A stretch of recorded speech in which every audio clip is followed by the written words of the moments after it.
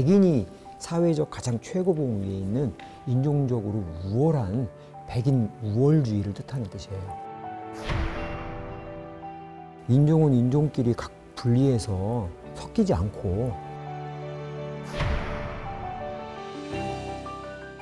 백인들만 사용할 수 있는 수영장, 그리고 버스, 벤치. 근데 제일 충격적인 일은 매일 가는 마트 있죠.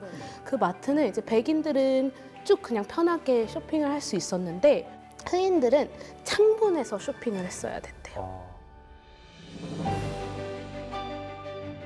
국제사회로부터도 남아공 팀은 입국을 불허한다 막 이러고 실질적으로 이러한 어떤 국제 스포츠로부터의 이러한 고립 그런 상황에서조차 넬슨 만델라 대통령이 스프링복 팀의 옷을 입고 우승컵을 전달하는 저의 한 장면을 통해서 정말 진정한 남아프리카 공화국이 나아가야 될 국가 비전을 명확하게 보여줬다. 남아공을 위해서 너무 많은 희생도 하고 너무 많은 일들을 하신 분이니까 열세, 그렇게 표현을 하고 싶어요.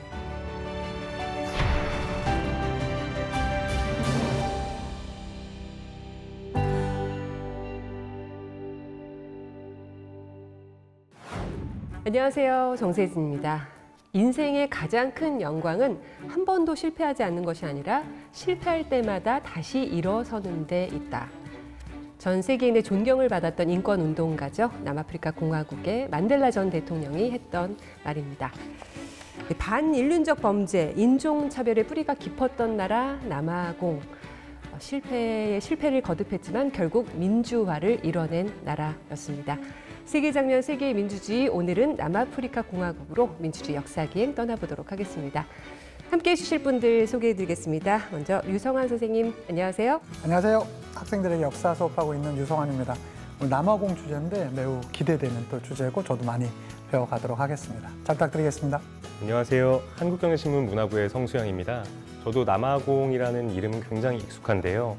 그런데 막상 아는 거는 거의 없다는 생각이 들더라고요. 오늘 많이 배워가겠습니다. 네, 남아공에서 그래서 이분 초대했습니다. 힐자 슬라메 씨 소개해드립니다. 어서 오십시오. 안녕하세요. 남아프리카 공화국에서 온 힐자 슬라메시입니다. 힐자, 이름이 아주 좋네요. 우리 아주 친근하고 편안하게 느껴집니다. 감사합니다. 힐자님, 네. 그리고 무지개의 나라, 희망공의 나라, 남아프리카 공화국으로 역사기행 이끌어 주실 분 소개해드리겠습니다. 황규득 교수님 초대했습니다. 어서 오십시오. 안녕하십니까. 한국외대 아프리카고 황규득 교수입니다.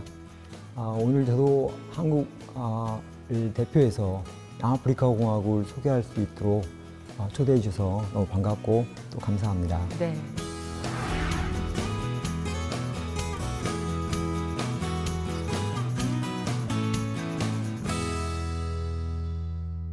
남아공 하면 일단 뭐 떠오르는 이야기 좀 만델라 전 대통령은 누구나 다 아는 인물이고. 남아공에 자랑을 하게 된다고 하면은 레인보우 네이션.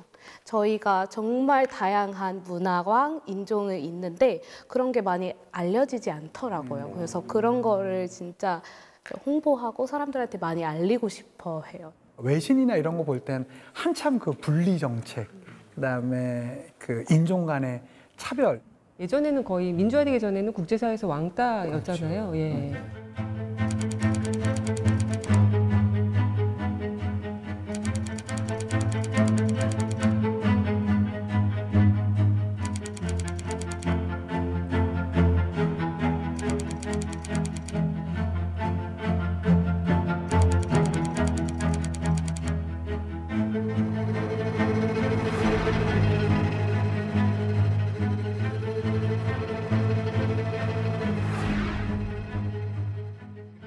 그 시대에 이제 사실 백인들은 낙원에 사는 것 같은 낙원. 네, 그만큼 국제사회에서 인구의 남아공이 차지하는 백인이 불과 그 당시 한 13, 14%밖에 안 되지만 가장 전 세계에서 삶의 수준이 높았다고 그래요. 부를 거의 독점하다시피. 그렇죠. 예, 그만큼 그 얘긴즉슨 나머지 비백인의 수탈당했다라는 거죠. 어떤 큰 희생의 대가가 지불됐다라는 그런 의미를 갖고 있습니다.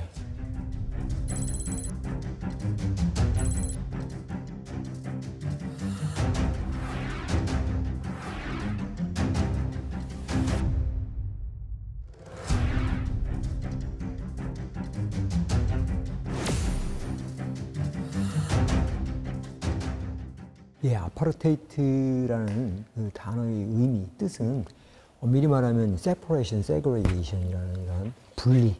예. 근데 이 뜻이 실질적으로 그 바스캅이라고 하는 그러니까 백인이 사회적 가장 최고봉 위에 있는 인종적으로 우월한 백인 우월주의를 뜻하는 뜻이에요.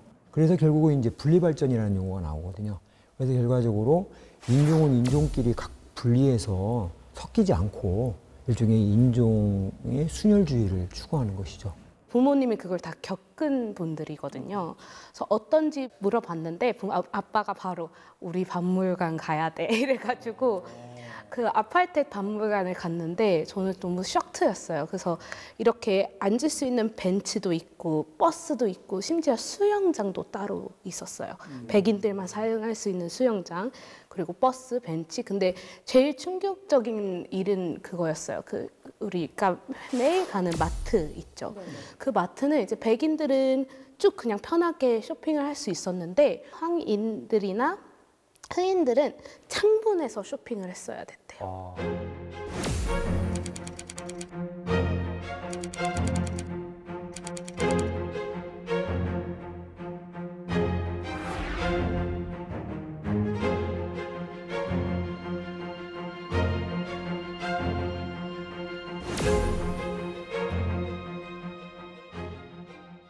공식적으로 아파르테이트가 시작된 점은 1948년도에 이제 MP 정부, 국민당이 다수당이 되면서인데요.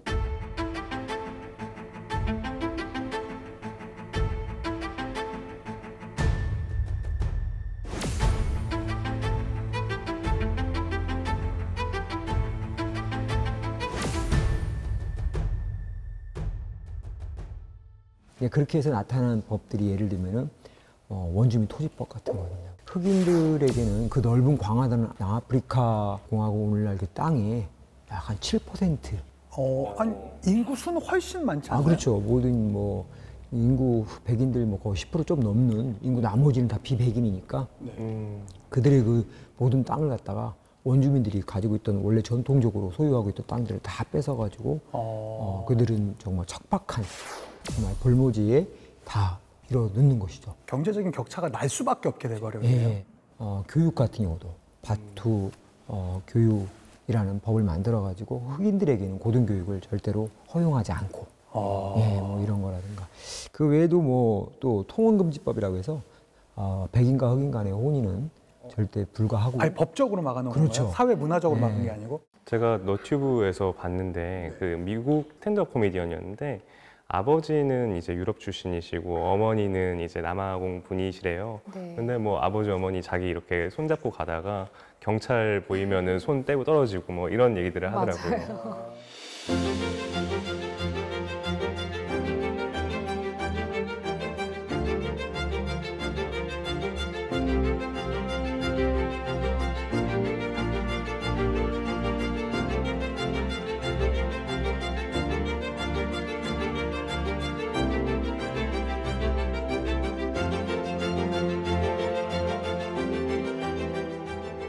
세계 장면, 세계의 민주주의. 황교득 교수님이 꼽으신 첫 번째 결정적인 장면 보도록 하겠습니다.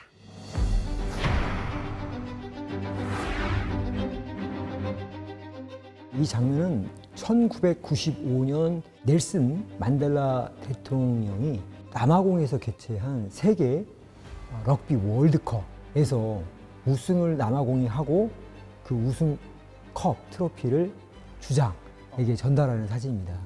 예, 그래서 이 장면을 통해서 남아프리카 공화국의 민주화의 영웅이자 인권 운동가인 넬슨 만델라에 대해서 우리가 한번 살펴보자라는 의미를 담고 있습니다. 네.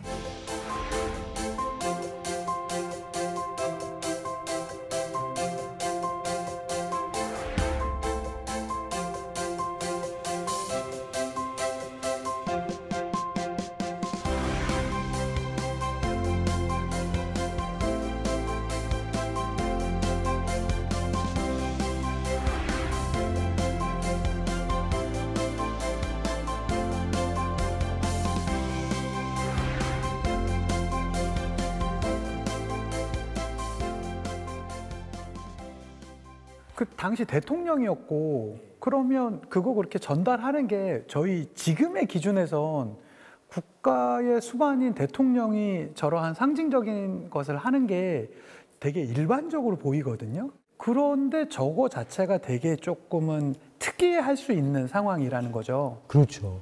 백인의 스포츠는 증오의 대상이었습니다. 그래서 실질적으로 아파트 시기 동안에 백인들이 비백인에 대한 어떤 탄압과 차별 이런 것 때문에 국제사회로부터도 남아공 팀은 입국 당시에 많은 인권단체, 시민단체들로부터 시위를 받고 입국을 불허한다 막 이러고 실질적으로 이러한 어떤 국제 스포츠로부터의 이러한 고립 위기에 놓였던 게 사실이거든요. 하지만 저 장면을 통해서 우리가 알 수 있듯이 정말 상징적으로 남아프리카 공화국에서의 이런 아파르테이트, 인종차별은 이런 스포츠를 통해서 매듭을 짓고 이제 인종 간의 화합을 이뤄낸다라는 만델라의 강한 의지의 표명이었고 저걸 통해서 실질적으로 국민 통합, 인종 통합, 화해로 나아갈 수 있는 어떤 큰 기반을 만들었다라고 이렇게 평가를 할 수 있는 아주 중요한 장면입니다. 저 6번 바지 입은 그 백인 주장이죠. 예, 맞습니다. 남아공. 프랑스와 피에나르라고 하는 럭비 대표팀 주장.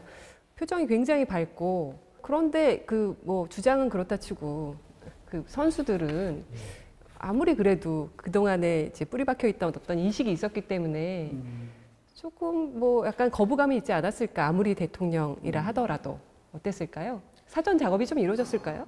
럭비 그 팀원들 중에 당시에 그 흑인은 딱 한 명밖에 없었다고 그래요. 그리고 나머지 다 백인이고 물론 대다수가 다 백인이었는데 흑인들 중에는 오히려 스프링복 팀, 자국의 럭비 팀을 응원하는 게 아니라 오히려 상대국 팀을 응원할 정도로 앙금은 사실 남아 있었던 상황이었어. 그런 상황에서조차 넬슨 만델라 대통령이 스프링복 팀의 옷을 입고 우승컵을 전달하는 저의 한 장면을 통해서 정말 진정한 남아프리카 공화국이 나아가야 될 국가 비전을 명확하게 보여줬다. 그러면서 이제 백인들뿐만 아니라 흑인들도 느끼는 바가 컸겠죠. 예. 저렇게 초록색 옷을 입고 초록색 모자를 쓰고 한다는 게 굉장히 큰 사건이었던 거네요. 저 사진은 정말 역사 시간에도 많이 봤지만 엄청 중요한 장면이에요. 이렇게 흑인과 백인이 같이 있는 사진을 그러니까 흔하지가 않았어요. 되게 보기가 힘들었거든요, 그때는. 야, 1990년대도요? 네. 야. 그래서 그리고 넬슨 만델라 저희의 대통령이 이제 이런 캡틴이랑 손을 잡고 그 트로피를 주는 장면이니까 너무 역사에 중요한 사진이라고 볼 수 있죠. 그러니까 남아공 사람으로서 이 사진을 안 본 사람은 없을 것 같아요. 네. 무슨 이야기를 나눴을까요? 저 때 막수를 나누면서 뭐 기사로도 나왔을 것 같은데.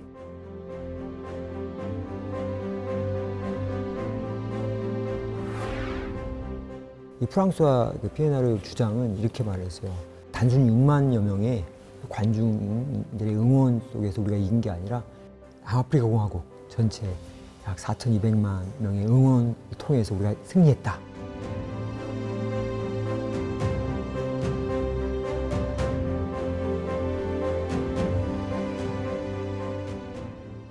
우리가 만델라라는 인물에 대해서 조금 더 살펴봐야 되지 않을까 싶어요. 어떤 인물이길래 물론 대통령까지 됐지만 어찌 됐든 큰 반대도 있었을 것 같은데 그 역경을 딛고 저 자리까지 갔고 백인의 손을 잡았습니다. 넬슨 만델라 대통령 하면 20세기 대표적인 인권운동가잖아요.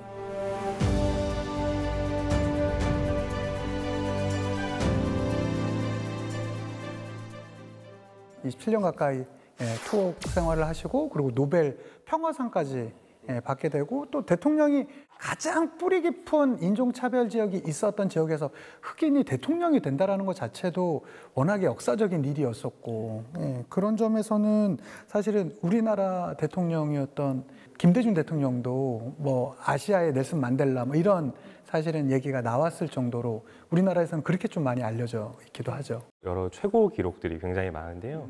최초의 흑인 대통령, 또 이제 그 세계 최고령 정치범 기록도 갖고 있었고요. 또 의외로 또 노벨 평화상은 최초가 아니시더라고요. 그 노벨 평화상도 공동 수상을 하셨고 그 앞에 또 두 분이 각각 이제 노벨 평화상을 또 받으셨었습니다.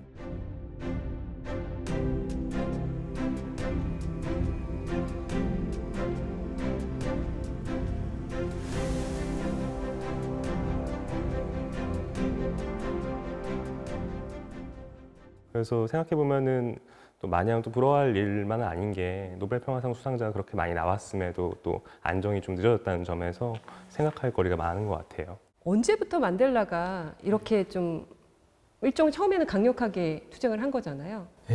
예. 사회 계층에서 좀 이렇게 좀 낮은 지위 출신의 가문이 아니라 네. 아버지가 추장.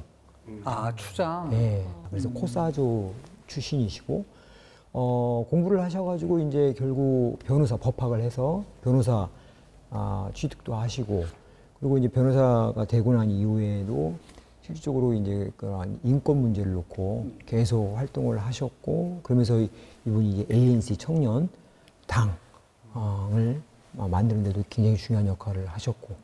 아니 근데 27년이나 투옥 생활을 하셨는데 그게 하시게 된 계기는 뭐예요? 1960년도에 이런 반아파르테이트에 대한 어떤 그런 투쟁 이런 것들이 이제 조금씩 계속적으로 일어나고 있을 때 요하네스버그 인근 지방의 샤퍼빌이라고 하는 지역에서 이제 학살이 일어나죠.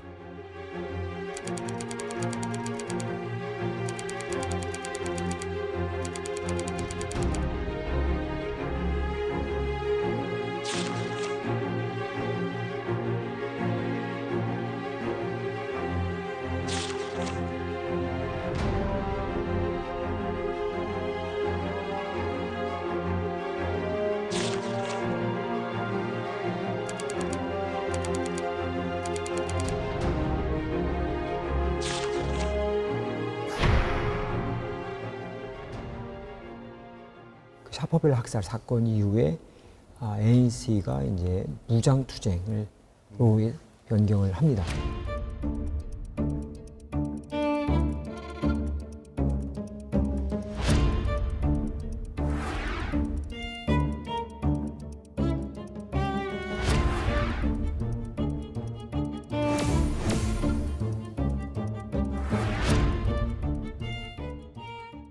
넬슨 만델라가 진짜 대단한 게 제가 이제 궁금해서 들어갔던 나이를 찾아보니까 지금 제 나이쯤 들어갔더라고요. 40대. 45살이 들어가서 72살이 나와요.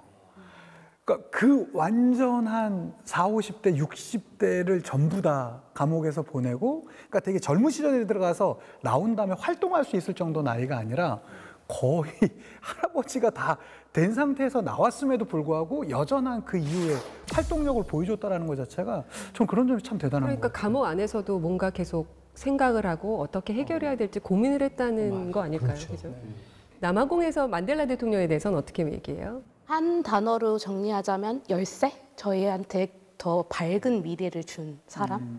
다른 사람들도 엄청 많이 도움을 줬지만 사실 이제 세계적으로 알게 된 거는 만델라 통해서니까 남아공을 위해서 너무 많은 희생도 하고 너무 많은 일들을 하신 분이니까 열쇠 그렇게 표현을 하고 싶어요. 넬슨 만델라는 아직까지도 너무 많은 존경을 받고 있는 분이고 저희가 매년 넬슨 만델라 생일에 67분 동안 좋은 일을 하자라는 캠페인까지 생겼어요. 왜 67분이요? 왜냐하면은 그 넬슨 만델라가 이런 사회적으로 싸웠던 그 다 합치면 67년이더라고요. 그래서 67분 동안 좋은 일, 다른 사람을 위해서 좋은 일을 하자. 주로 무슨 일 하세요? 저는 다른 학교 가서 페인팅도 하고 아이들이랑 놀고 막 책 읽어주고 그런 것도 하고 많은 분들은 이제 나무도 이제 심고 진짜 엄청 큰 행사예요. 남아공에서 매년 넬슨 만델라 생일날.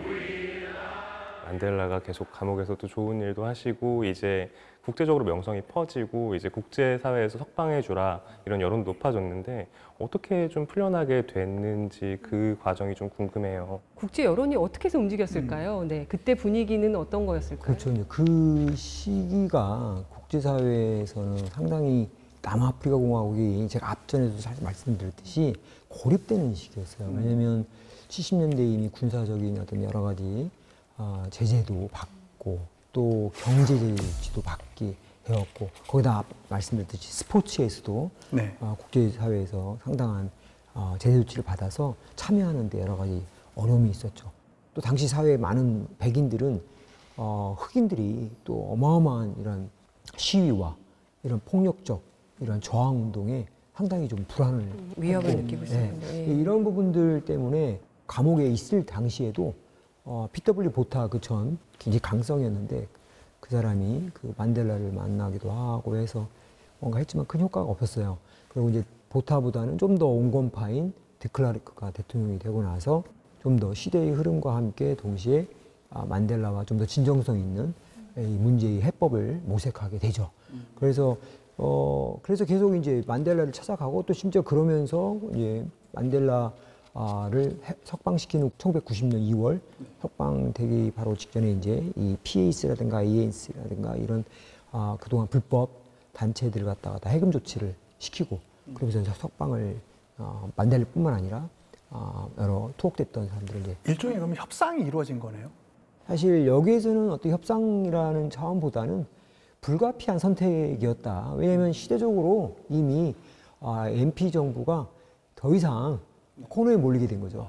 정당의 이 해금 조치를 하지 않고는 어쩔 수 없는 남아프리카 상황. 공화국이 결국 국제사회로부터 살아나갈 길은 없다라는 거를 이제 온건파 세력이었던 사람들을 중심으로 해서 이제 인식을 했고 더군다나 이제 그 미소의 이념 전쟁도 이제 막을 내리게 되는 이런 상황에 발맞춰 아파르테이트는 이제 폐지하게 되는 것이 시대적 운명이라는 걸 이제 깨닫게 된 것이라고 이해할 수 있겠습니다. 그제서야 인종차별을 없애야 우리가 국제사회에서 살아남을 수 있다. 거기에 만델라 전 대통령이 필요하다. 라는 인식이 퍼졌겠네요. 그렇죠. 예.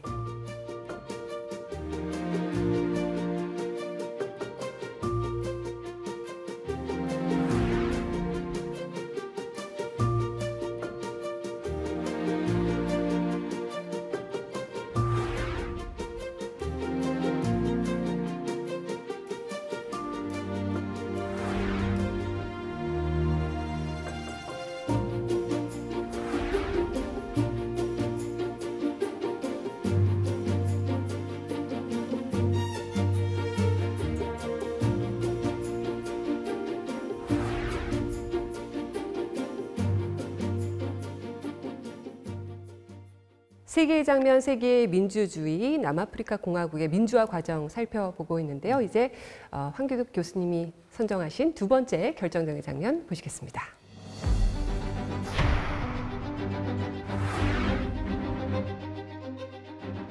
이 두 번째 장면은 그 1990년 2월에 만델라 대통령이 이제 27년간의 그 투옥 생활을 마감하고 석방이 된 이후 한 3개월이 지나서 5월 달에 ANC, 아프리카 민족회의 지도자와 그리고 당시 집권 여당이었던 MP, 국민당의 지도자들과의 공식적인 첫 대면 회의를 하고 난 이후에 기념사진을 찍은 장면입니다.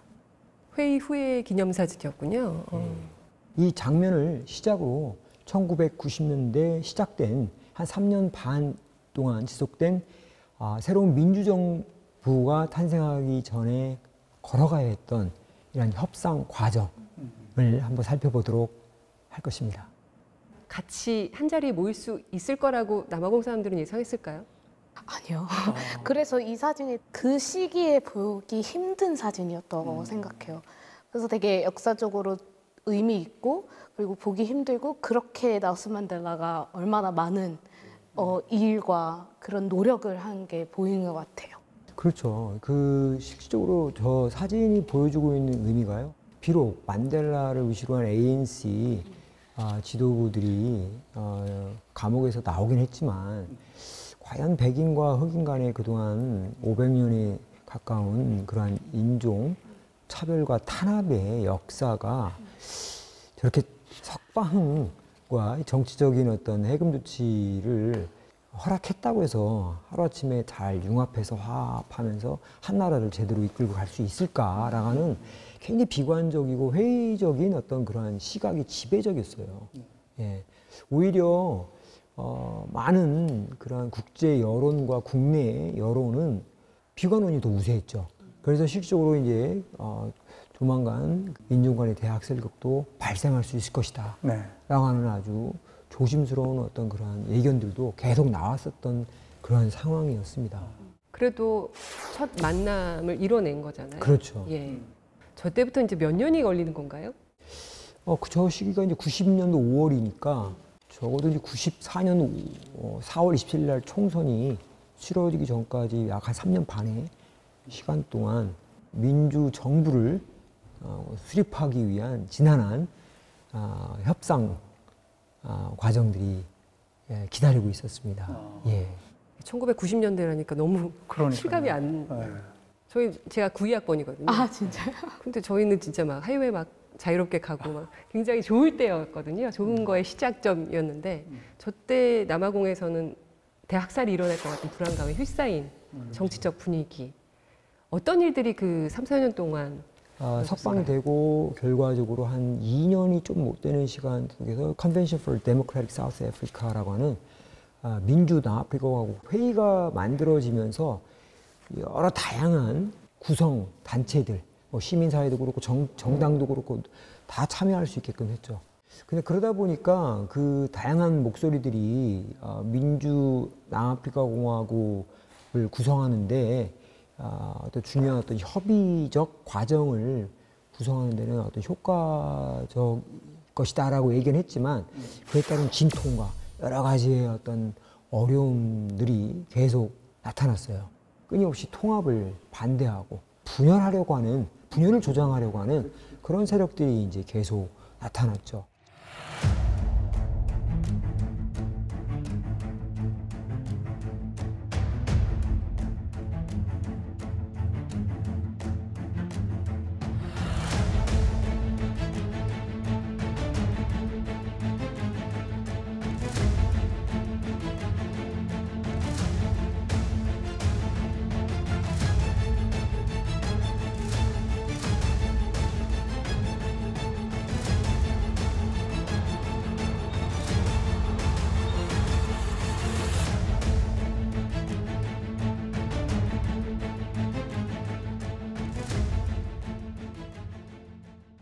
그래서 이런 상황들이 이제 계속 발생을 하면서 넬슨 만델라가 내린 특단은 그동안에 추진했었던 코데사의 그런 움직임들은 일단락시키고 온건파인 디클라르크를 중심으로 한 MP 정부와 이 ANC의 만델라를 중심으로 한 온건파 세력들이 같이 절충해서 결국 4월 27일 94년 선거를 통한 새로운 정부를 창출하도록 했고, 그 이전에 93년도에 이제 임시헌법을 어떻게 만드느냐, 그때도 좀 물론 진통이 있었죠. 예를 들면 MP 정부 쪽에서는 우리가 소수인들인데 백인이 소수가 된 상황이죠. 우리에게 이러한 다수 민주 선거를 치르게 되면 볼보는 뻔하게 우리에게 불이익이 올 것이다. 어쨌거나 이런 여러 가지의 이런 진통 속에서도 넬슨 만델라는 일종의 한 발짝 양보하는 그러한 지혜를 벌이기도 했죠. 예를 들면은 MP 쪽에서 요구했었던 게 가장 시급했던 게 뭐냐면 지금 불안해서 못 살겠다. 그렇지. 많은 지금 백인들이 아파르테이트 정책도 폐지됐고 이제 감옥에 갔던 사람들 다 나와 있고 이러면서 막 연일 데모를 하고 있고 이런 상황 속에서 빨리 지금 무장 투쟁을 스톱해달라 라는 부분. 근데 이거는 정말 넬슨 만델라 같은 이런 지도자가 나와서 정말 진정성 있게 리더십을 발휘하면서 더 이상 무장 투쟁 이 부분을 하지 말자라고 얘기를 해줘야 되는 부분이거든요. 그 역할을 했다는 거예요. 했죠.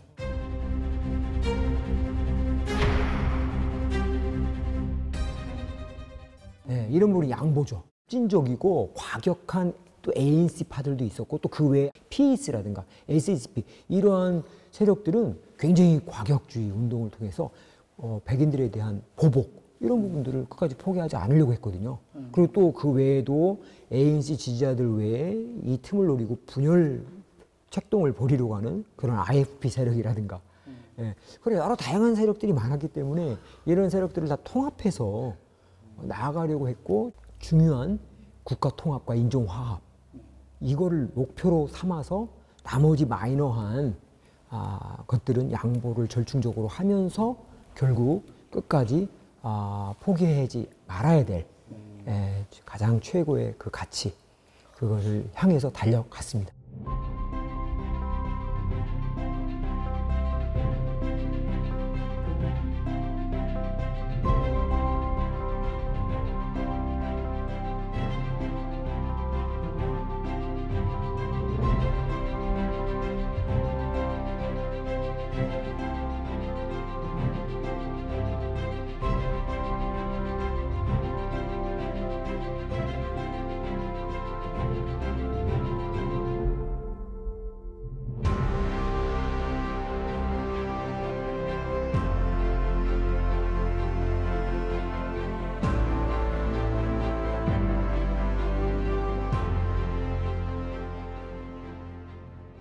넬슨 만델라가 아니었으면 절대 안 됐을 것 같아요. 어떤 인물이 지도자가 되느냐가 굉장히 중요하다는 생각을 다시 한번 하게 되네요. 그 많은 고난들을 어떻게 보면 무너질 수 있는 걸 다시 이렇게 세우고 그렇죠. 실패를 거듭하면서도 다시 일어서고 그리고 27년 동안 감옥에 있었던 그 넬슨 만델라 개인의 또 한과 회한이 또 있었을 거 아니에요. 복수심도 분명히 있었을 텐데 그러니까요. 그것도 억누르고 네. 억눌렀다기보다는 없었을까요? 복수심이란 게? 제가 오프라 윈프리 쇼를 옛날에 인터뷰를 하신 걸 봤어요.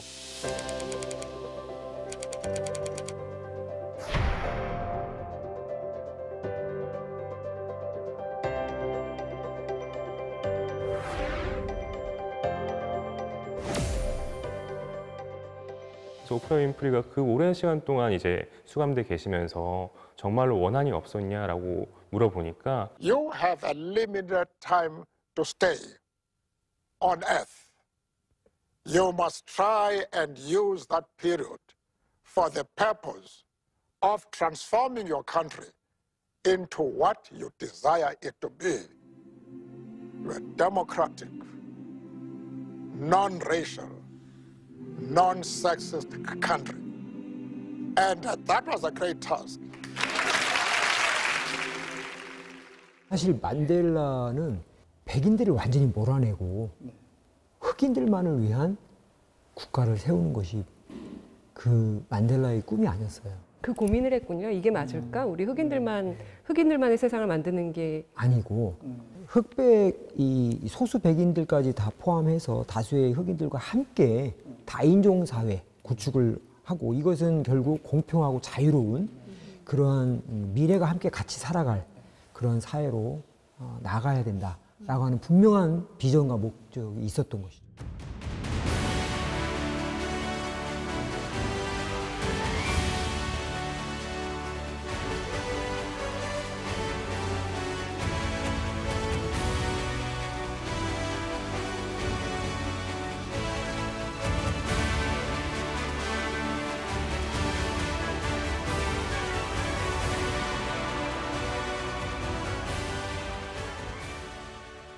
황규득 교수님이 고르신 이 남아공의 민주화 과정 세 번째 결정적인 장면 보시겠습니다.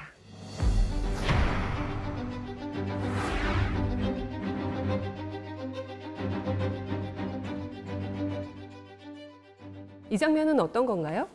네, 저 장면이 1995년도에 남아공의 그 만델라 대통령께서 남아공의 주교 데스몬드 투투를 그 진실화해위원회라고 하는 TRC의 위원장으로 임명을 하고 재판을 하는 그런 장면입니다.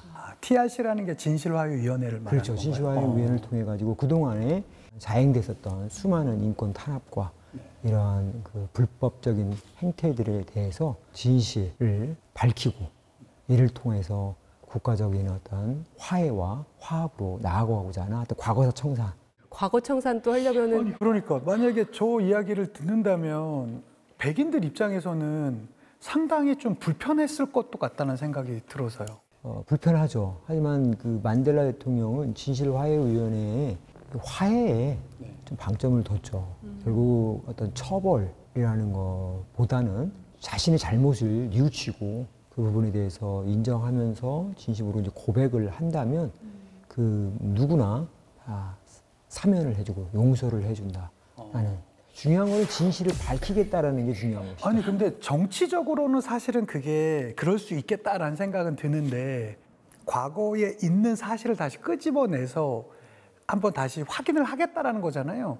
그거 자체가 오히려 이렇게 형식적으로나마 이렇게 뭉쳐져 있었던 화해의 모습들을 깨칠 수도 있지 않았을까라는 그런 좀 위험성도 분명히 있었던 것 같아요. 예를 들면 이제 이 문제가 정의란 무엇인가 그런 어떤 질문을 던지게 되거든요.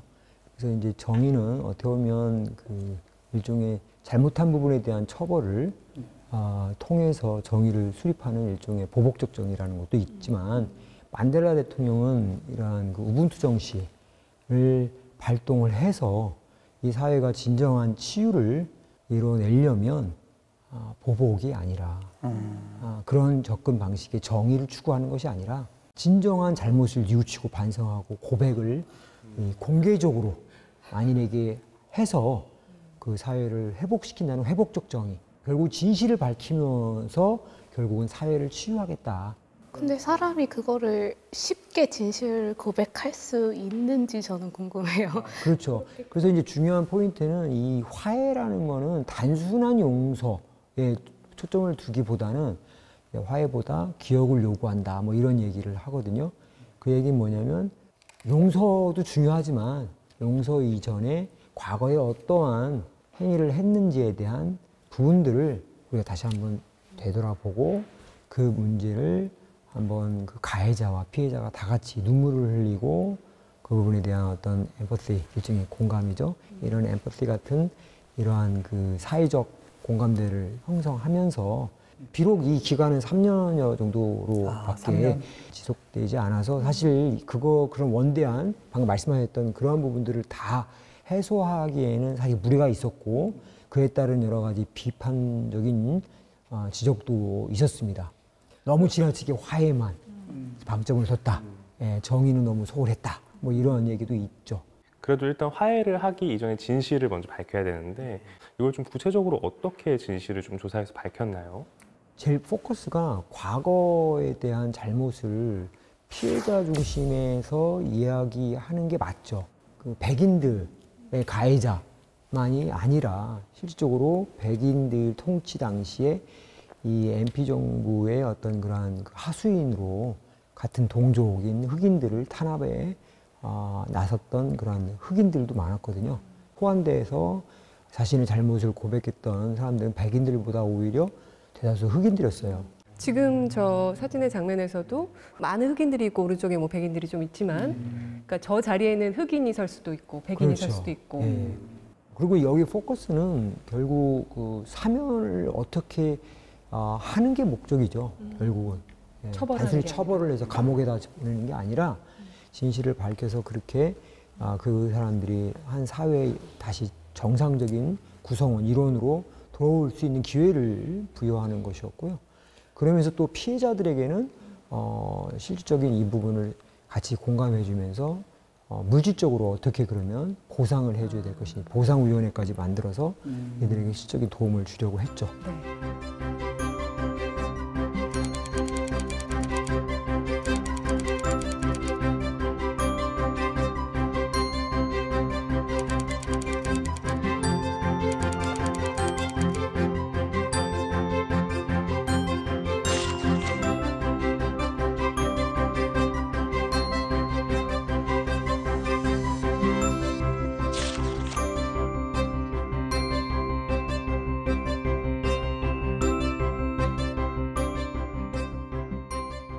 과거사 청산이 사실 굉장히 어려운 작업이고 누가 이거를 판단하느냐 이 부분에도 굉장히 사람들이 사실은 뭐 비난을 많이 가할 수도 있고 저기서 또 분열이 생겨서 다 우리 공든탑이 더 무너질 수 있는 그런 위기를 가져올 수 있는 장이기도 한데 어찌됐든 3년간의 기간을 통해서 과거사 청산은 끝난 건가요, 그러면?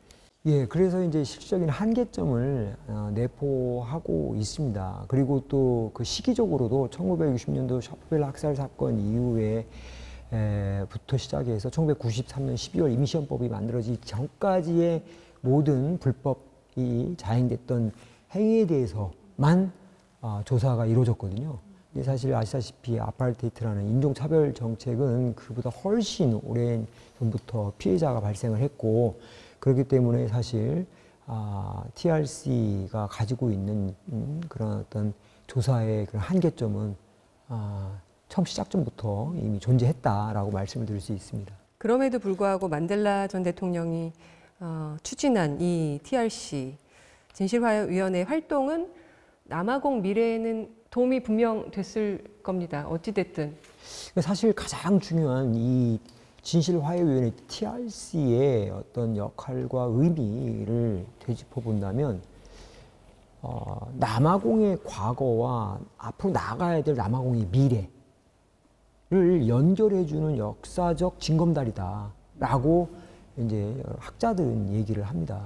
그래서 이제 실제로 이 TRC가 모든 문제를 다 해결해 줄 수도 없고 또 그런 비판도 받았지만 그럼에도 불구하고 상당히 좀 과거 2차 세계대전 전범들에 대한 그런 재판 과정에서 보였듯이 처벌적 어떤 그런 접근 방식을 취하기보다 보복적으로 하기보다 남아프리카 공화국의 이런 우분투 정신을 중심으로 해가지고 화해와 통합을 추구하고자 했었던 만델라의 정신이 TRC에서도 고스란히 나타났고, 이것이 모든 만병통치약처럼 그 남아공 사회를 한 번에 다 치유하거나 그런 기능을 하지는 못했지만 그럼에도 불구하고 과거의 그런 아픈 역사와 또 나아가야 될 미래의 역사를 연결해주는 중요한 역사적 징검다리다라는 점에서는 상당한 중요한 평가를 내릴 수 있다, 이렇게 볼 수 있겠습니다.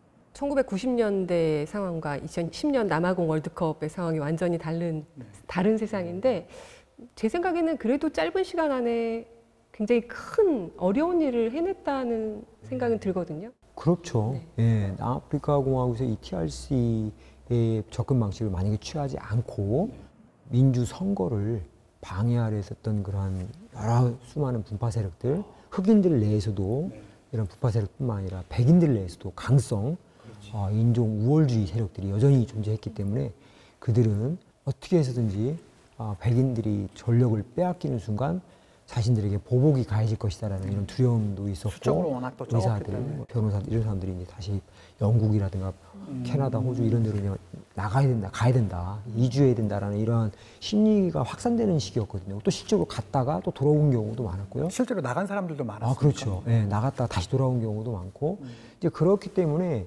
그런 여러 가지 정황을 살펴본다면 비록 이 TRC의 진실화해위원회의 행위가 충분하지는 않았지만 그럼에도 불구하고 남아프리카 공화국에서 만약에 이 접근 방식을 취하지 않았다고 한다면 그 당시 우리가 예측할 수 없는 상상을 초월하는 또 다른 정말 비극적 제2, 제3의 분열과 폭력적 갈등의 그런 모습들은 고스란히 표면 위에, 수면 위에 터져 나왔을 수도 있다는 거죠.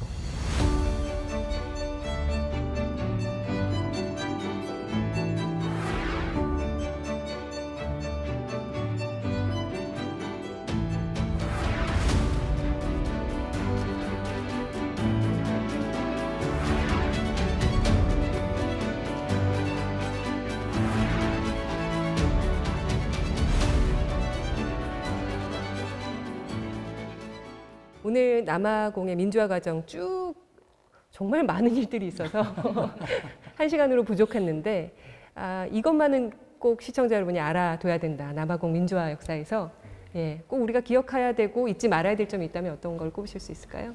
남아프리카 공화국의 민주주의는 계속 진행형으로 지금 살펴볼 과정으로 우리가 한번 이해해야 될 필요가 있고요. 특히 남아프리카 공화국의 민주주의의 그런 역사적인 흐름들을 쭉 지켜보면 느낄 수 있는 부분이 한 가지 분명한 거는 넬슨 만델라라는 이러한 정말 훌륭한 지도자의 역할이라는 것이 어떻게 한 국가 사회를 아픔과 이러한 갈등을 치유했는지 네. 이걸 좀 느낄 수 있었다. 꼭 내 편이기 때문에 나 흑인이니까 나는 백인이니까 그런 것들을 뛰어넘어서 정말 다 함께 같이 이 남아프리카 공화국에 거주하고 있는 이 모든 공동체의 구성원들을 함께 잘 살아가는 그런 사회를 만들고자 하는 만델라의 민주주의에 대한 정신은 굉장히 좀 우리 사회에서도 편가르기가 아닌 같이 함께 잘 사는 발전 이런 것들을 위해서 우리가 좀 배워야 될 부분이지 않을까 이렇게 생각이 들었습니다. 저는 이렇게 또 자세하게 남아공의 역사를 다시 공부하는 느낌이어서 되게 좋았고요. 되게 남아공 사람이란 걸 너무 자랑스러워요.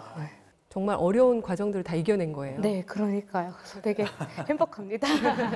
남아프리카 공화국의 인종차별 철폐를 위한 지난한 그 협상 과정 그리고 과거사 청산까지 정말 수많은 이야기들을 1시간 동안 전해드렸습니다. 세계장면 세계의 민주주의 다음 이 시간도 함께해 주시기 바랍니다. 고맙습니다.